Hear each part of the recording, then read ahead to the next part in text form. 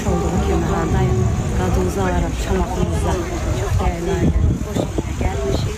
Mən tək deyiləm, Ünhan və kainat qrupu bizi gözləyir.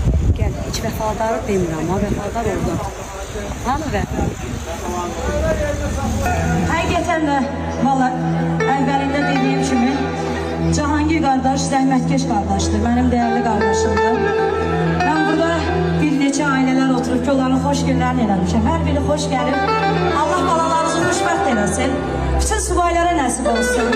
Bugün mən tək deyiləm, mənim dəyərli həmkarım, Fünhan da buradadır. Fünhan, xoş gəlmişsən, gözəl ansambl, siz də xoş gəlmişsiniz. Hə, mənim dəyərli qardaşım, böyük qardaşım, Allah sizin canınızı sağ eləsin. Başlamışıq, davam edirik, sonra da Fünhan gətirəcək. Düzdürmü? Getdik.